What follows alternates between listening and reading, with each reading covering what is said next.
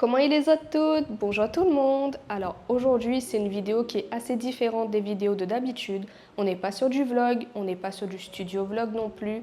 On est davantage sur une vidéo blabla, mais une vidéo blabla qui va parler de business, d'illustration, de graphisme. Et c'est le type de vidéo qu'on a vu un peu partout en début d'année et je sais qu'on est déjà en mars, que j'aurais dû la faire depuis bien longtemps. Il s'agit tout simplement de la vidéo bilan 2024 et de mes décisions pour 2025.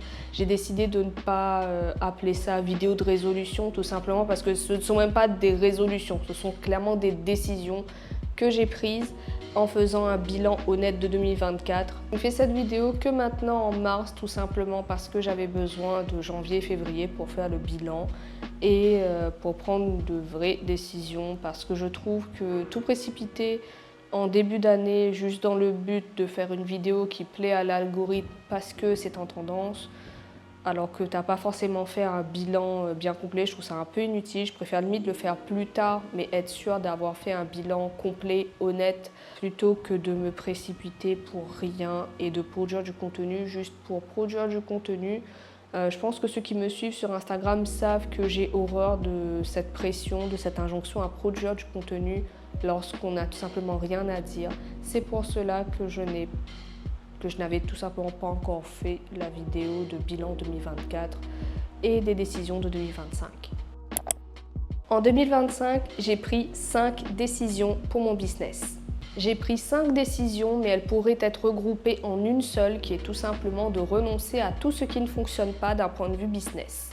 Ma première décision pour 2025 est tout simplement d'arrêter de faire la promotion de mes offres de portrait. Alors avant que certains débarquent pour me prendre la veste ou quoi, ou me secouer en me demandant « mais Nana, ça va pas, pourquoi est-ce que tu arrêtes les portraits ?» Non, je n'arrête pas les portraits. J'arrête d'en faire la promotion. L'offre existera toujours, mais j'ai décidé de ne plus faire de promotion pour essayer de vendre des portraits. C'est simple, si jamais vous venez vers moi pour passer une commande pour un portrait, je réaliserai votre commande avec joie. J'adore toujours faire ça. C'est pas une histoire de j'aime plus faire des portraits et tout. J'adore toujours faire ça. Mais c'est plus moi qui vais poster en story ou créer des reels dans le but d'en faire la promotion. Tout simplement parce que déjà les offres de portraits ne fonctionnent plus pour moi aussi bien que lorsque j'ai débuté. Quand j'ai débuté, il y avait quand même un public qui était intéressé. Mais maintenant, avec tout d'un coup l'arrivée de l'IA, tout le monde qui a changé sa petite photo de profil avec de l'IA, je suis désolée, vous pouvez être quelqu'un que je connais sur le plan personnel. Si vous avez changé votre photo de profil pour une image IA, eh ben vous m'avez déçu. Oui, je suis honnête, vous m'avez déçu. Vous m'avez déçu, un point c'est tout. J'ai été très dégoûtée en 2024 de voir des gens que je connais utiliser des images d'IA comme photo de profil et claquer de l'argent dans plein de choses. Des gens, en gros des gens qui étaient capables de payer. Et justement, ça m'amène à un autre point, c'est que peu importe la promotion que je faisais des portraits, alors que j'ai plusieurs offres de portraits pour plein de budgets différents, les gens ne retenaient que les portraits les plus chers. Je me souviens que ça m'a vraiment fait tilt, j'ai vraiment compris ça lorsque dans la vraie vie, une jeune fille que je connais m'a dit « Oh, j'aimerais trop passer commande avec toi, mais en ce moment, j'ai pas l'argent et tout, c'est trop beau, mais j'ai pas 200 €. » Et en fait, je suis restée en mode « Mais j'ai pas que des offres de portrait à 200 €. » Et en fait, les gens sont restés bloqués vraiment sur l'offre la plus chère, alors que l'offre la moins chère, elle est tout aussi qualitative, c'est juste qu'elle ne répond pas aux mêmes besoins en fait. Mais honnêtement, j'ai fait des explications sur chaque offre. Vous pouvez les retrouver dans mes stories à la une sur Instagram. Mais malgré tout, les gens sont restés bloqués sur cette histoire de 200 €. Et moi, sincèrement, je suis fatiguée de faire autant d'efforts pour faire la promotion d'une offre où finalement les prix, le seul prix que les gens retiennent, c'est le prix le plus cher, où les gens viennent me demander en DM « Ah, bah c'est quoi le prix pour ce portrait ?» et que quand je leur annonce le prix, ils se cassent sans même remercier d'avoir pris le temps de leur répondre pour les prix. J'en ai assez de faire des efforts juste pour récolter ça en fait. On est d'accord que le but d'une entreprise, c'est de générer de l'argent. Et je suis désolée, mais entre le ratio effort et argent récolté, c'est pas du tout équilibré. Moi, je peux pas continuer comme ça. Donc, si jamais vous avez des commandes de portraits, bah, je les ferai vraiment avec joie parce que c'est ce pourquoi j'avais envie de commencer Nanana Illustration à la base. Mais je ne ferai plus l'effort de la promotion. Les infos sont dans la bio, même pas, oui, les infos sont dans mes stories à la une. Et après, voilà, et de toute façon, pour me demander les détails, vous viendrez en DM.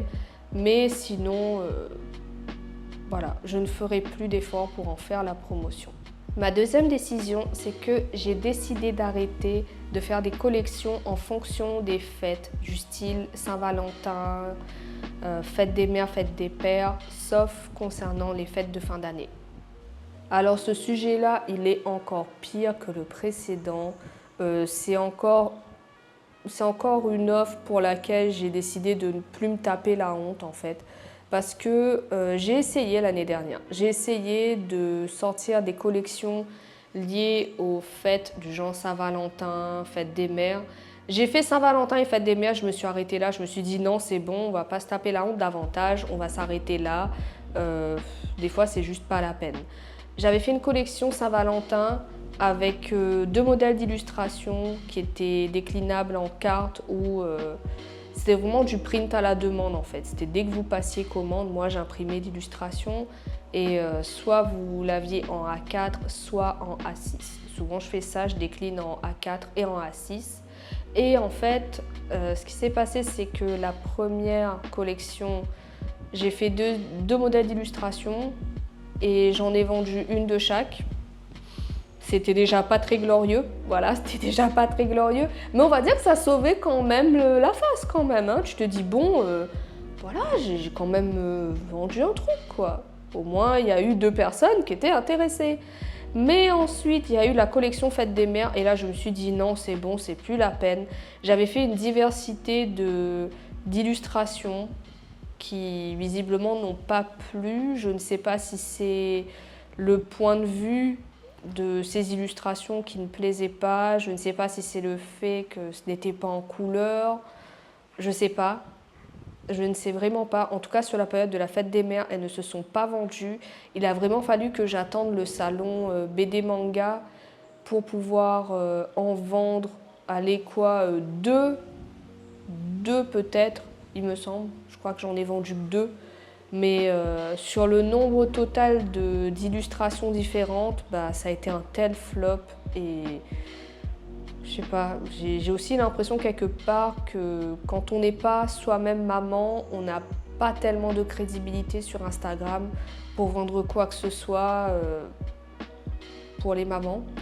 Et je trouve ça un peu dommage parce que, je sais pas, même quand on n'est pas maman, je trouve qu'on a le droit d'avoir un point de vue. Enfin, même si je suis pas maman, je suis l'enfant de quelqu'un en fait. Donc, je pense quand même que, je sais pas, vraiment c'est un sujet sur lequel j'ai vraiment du mal à m'exprimer. Donc, je vais m'arrêter là. Mais en tout cas, les collections liées à des fêtes, j'ai décidé que ça s'arrêterait là et que les seules fêtes pour lesquelles je ferai une collection, ce sera tout simplement les fêtes de fin d'année. Ma 3e décision, c'est d'arrêter de miser sur les Reels pour vendre. Là aussi, on est sur un sujet un peu chaud, un peu piqué. Pourquoi ? Parce qu'on s'est fait limite toute une idolâtrie autour des Reels. En fait, oui, il faut faire des Reels, il faut faire du contenu cool, voilà. Ok, d'accord. Oui, ça m'a ramené des nouveaux abonnés. Oui, ça m'a ramené aussi des nouveaux clients, bien sûr. Mais ça dépendait du produit. Parce que je pense que moi, en tout cas, dans mon expérience, ce que j'ai vu, c'est que certains produits, ça ne fonctionnait pas du tout en ligne, mais ça fonctionnait peut-être mieux sur des marchés où les gens pouvaient voir le produit, où les gens pouvaient attraper l'illustration, sentir le grain du papier. Et parfois, ce genre de produit, tu auras beau en faire des tonnes avec plein de reels, les gens ne vont tout simplement pas accrocher. Et c'est ok, c'est pas grave. C'est tout à fait ok que ça se vende pas grâce à des Reels. Et je pense que trop se focus sur les Reels empêche justement de se dire, ok, quelles sont les autres manières de vendre? Parce que vous pouvez très bien vendre sur des marchés, vous pouvez faire un partenariat avec une boutique et faire du dépôt-vente. Et peut-être que sur ces moyens de vente-là, ça va mieux fonctionner. En tout cas, c'est ce que moi, j'ai capté en 2024. Donc, je me suis dit cette année, si je vois que le Reels ne fonctionne pas, j'essaye autre chose en fait et c'est pas grave. Ma 4e décision, c'est que j'ai décidé d'arrêter toute collaboration avec les entreprises qui ne respectent tout simplement pas mes tarifs. Hello, hello, c'est la nanana du futur qui se rend compte pendant le montage que finalement certains propos n'ont pas été très bien formulés, du moins je n'ai pas envie qu'ils soient mal interprétés, alors j'ai décidé de retourner ce que j'avais à dire en essayant de mieux le formuler, en essayant de ne pas me laisser envahir par les émotions. Je suis beaucoup plus fatiguée que sur la première prise, mais je me dis que d'un côté, peut-être que c'est pour le mieux, peut-être qu'en étant plus fatiguée, j'aurai peut-être moins d'énergie pour m'énerver sur ce sujet.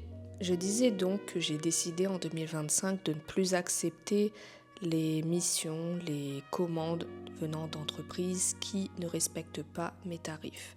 Ça a l'air super évident comme ça. On se dit oui, c'est le genre de décision qui aurait dû être prise depuis très longtemps. Oui, c'est ce qu'on se dit tous au départ.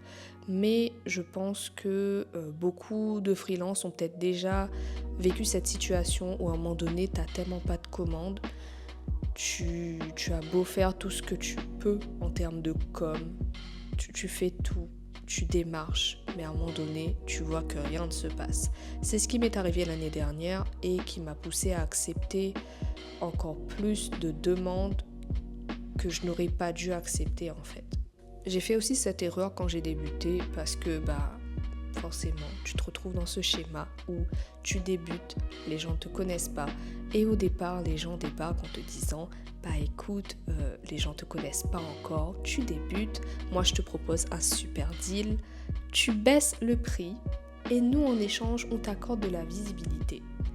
Sur le coup, ça paraît correct. On se dit écoute, personne ne me connaît encore, il faut bien que mon nom soit diffusé, donc ça paraît être un deal intéressant. Le problème, c'est que ça ne l'est pas et que accepter ce genre de deal, finalement, ne vous apportera pas du tout la satisfaction que vous attendez et vous apportera davantage de frustration, de colère et ce genre de choses. Si vraiment, toi, en face, t'es freelance ou bien que tu vas débuter bientôt, tu te poses la question de si tu dois accepter ce genre de mission, je vais te dire tout de suite, n'accepte pas. Je sais que c'est très compliqué à dire, c'est très délicat comme sujet, mais c'est ce que j'aborde dans la 5e décision, c'est qu'il vaut mieux ne pas avoir de clients, ne pas avoir de rémunération, plutôt que de se retrouver avec une rémunération, certes, mais une rémunération où non seulement tu as dû baisser ton prix, mais que tu as dû toi-même payer en santé mentale.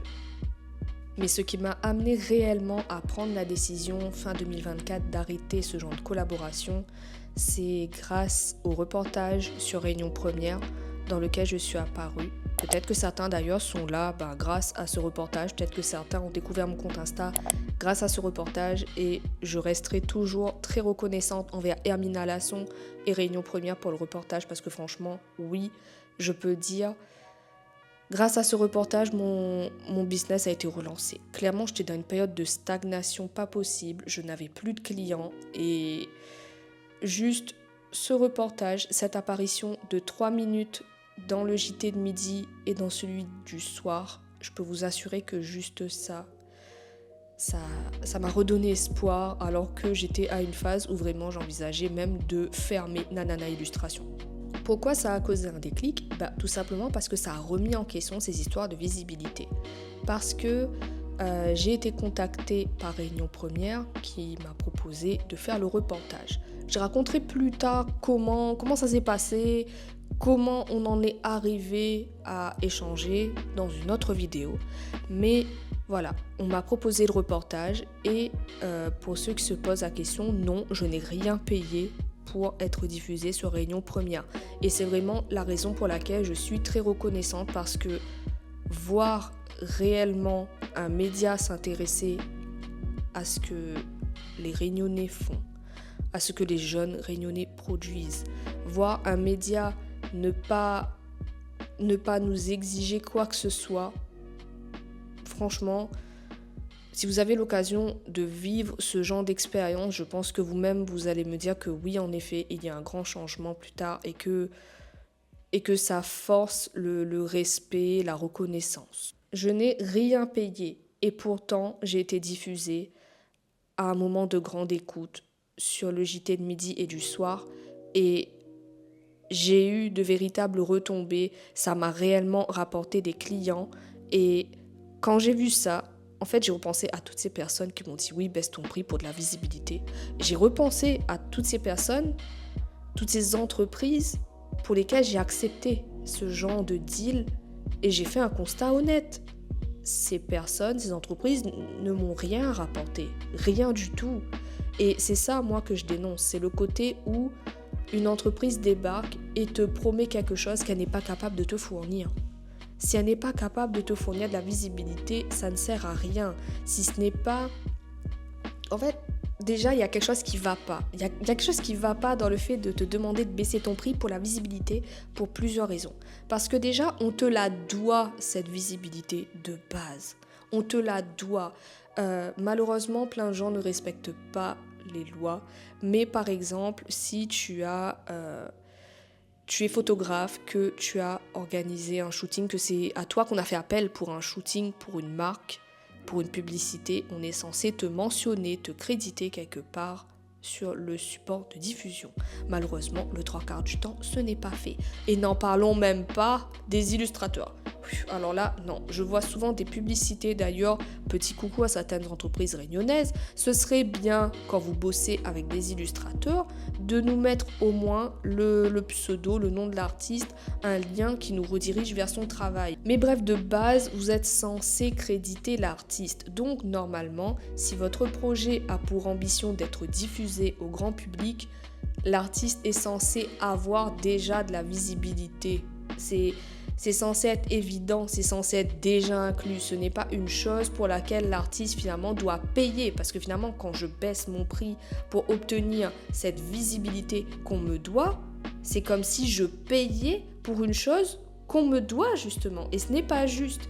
Et moi, j'ai décidé de ne plus me laisser faire, de ne plus laisser des entreprises prendre le dessus sur moi et de défendre mes droits dans plein de situations où je trouve qu'on ne parle pas assez, notamment la cession des droits de diffusion, de reproduction. Il y a énormément de choses qui ne sont pas légales et qui se font sur l'île, hein. Mais voilà, en gros, grâce à ce reportage, j'ai vu à quel point la plupart des entreprises nous promettent quelque chose que de base on nous doit et en plus on nous promet une visibilité semblable à ce que les médias classiques peuvent nous accorder, sauf qu'elles n'en sont pas capables. Voilà. Et moi face à ce genre d'arnaque, c'est bon, j'ai décidé de dire non et j'ai décidé de prendre justement la décision numéro 5 qui arrive juste après. Ma 5e décision, c'est tout simplement d'accepter les phases où je n'aurai pas de travail, d'accepter les phases de calme plat, les moments où je n'aurai pas de commandes et de ne pas chercher à en avoir davantage, de ne pas chercher à démarcher pour combler un vide. Quand il n'y aura rien, j'accepterai tout simplement qu'il n'y a rien. Comme je le mentionnais précédemment, l'année dernière, j'ai connu une grosse période de plat où j'ai fait 0 de chiffre d'affaires sur plusieurs mois. Et malheureusement, j'ai un peu paniqué et ça m'a conduit justement à accepter des missions que je n'aurais pas dû accepter, qui m'ont fait perdre davantage de temps, du temps que certains pourraient dire « oui, mais tu aurais pu démarcher d'autres personnes, quoi ?» Non, même pas. C'est du temps où j'aurais pu juste me reposer. C'est du temps où j'aurais pu juste vivre, des temps où j'aurais pu peut-être justement prendre du recul et voir ce qui va et ce qui ne va pas dans mon travail. Je sais que dans le contexte actuel, ça paraît complètement dingue de dire un truc comme ça, du genre ok d'accord, la meuf elle a décidé de se dire il n'y a pas de taf, c'est pas grave.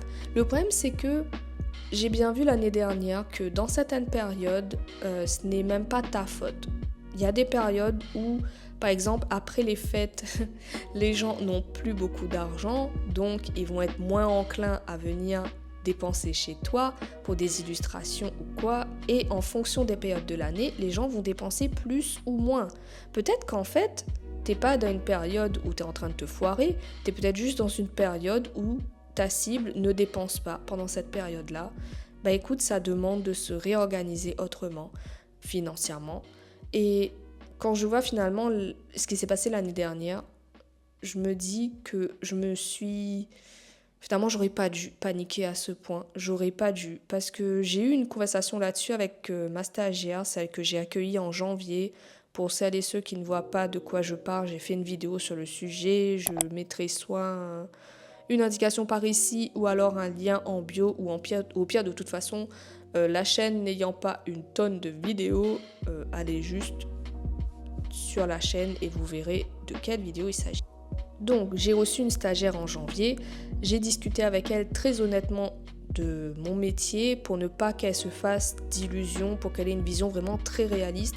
Pas dans le but de la dégoûter, mais vraiment dans le but qu'elle se fasse une idée très claire et que si elle fait le choix de devenir freelance, elle le fasse en connaissance de cause, en ayant vu quelqu'un d'autre galérer, réussir, bref, qu'elle ait pu voir la réalité du métier.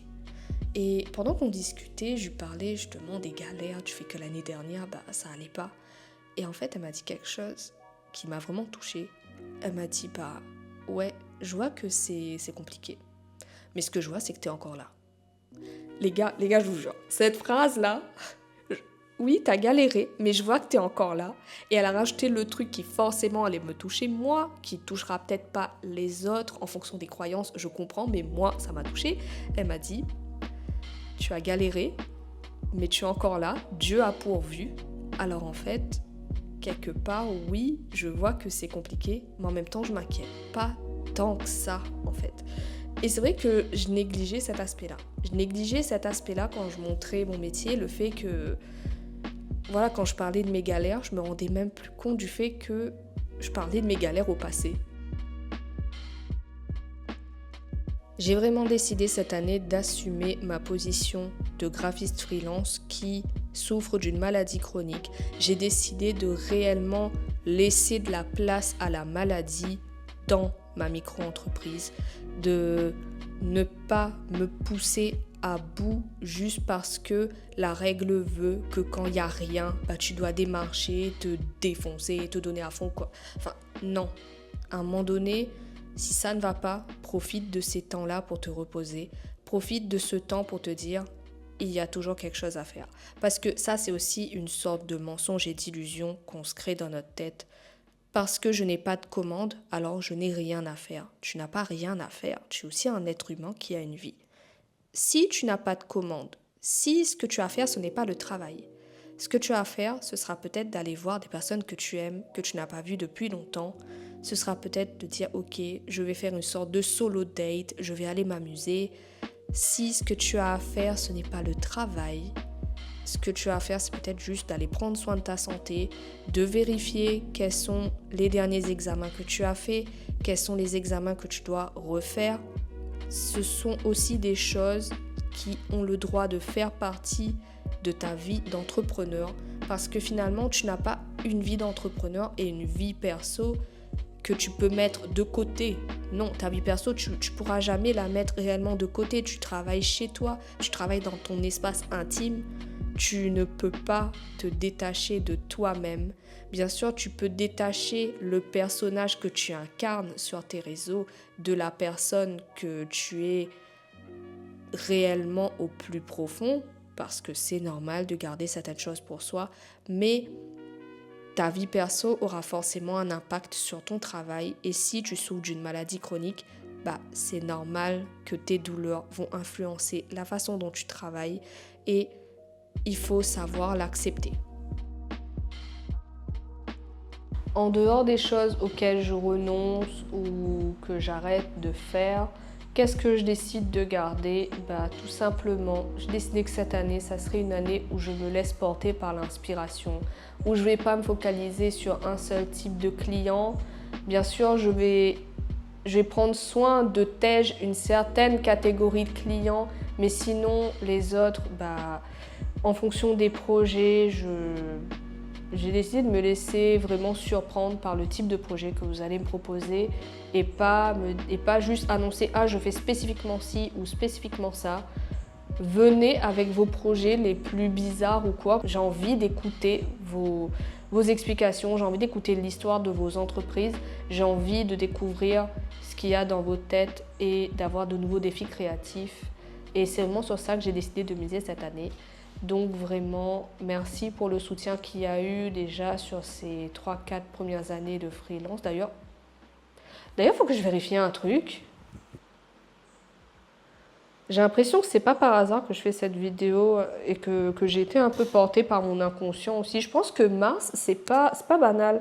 Attendez un instant là, faut vraiment que je vérifie le truc. Oui, bah c'est exactement ce que je pensais.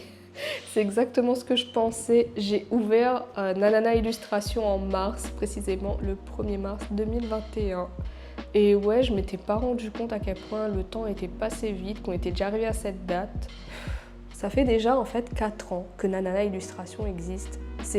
En fait, ouais, on est le 5 aujourd'hui et oui, le premier en fait, j'avais complètement zappé que je fêtais les 4 ans de Nanana Illustration. Bah en fait oui, cette vidéo, je la tourne vraiment au bon moment et c'est vraiment un point qu'il fallait faire pour les 4 ans de la micro-entreprise. Oh, je suis trop contente. Je suis trop contente et je suis trop émue. Parce que même si c'est compliqué, bah, pour reprendre les termes de ma stagiaire, bah oui, je suis encore là. Je suis encore là, gloire à Dieu, je suis encore là. C'est... Voilà, je suis super émue, je suis désolée. Mais voilà, je suis super contente que du coup, pour la 4e année consécutive, je vais pouvoir vous proposer encore des choses. Venez vraiment avec vos projets, je serai très heureuse d'écouter vos envies et d'essayer d'exaucer vos souhaits au mieux. Je vous remercie d'avoir regardé cette vidéo qui est vachement différente des studio vlogs. Merci quand même pour l'attention que vous avez donnée. N'hésitez pas à me donner votre avis en commentaire sur ce que j'ai abordé. Voilà, je sens qu'il y aura de quoi discuter. Et voilà, merci encore. Bisous! Parler davantage business parce que j'ai envie. Rakam descend. Descendre la table. J'ai dit descendre la table. T'es au fond de mon gueule? Descends de la table. Descends de la table. Descends. Oui, c'est ça. Tu es le chat le plus malheureux du monde.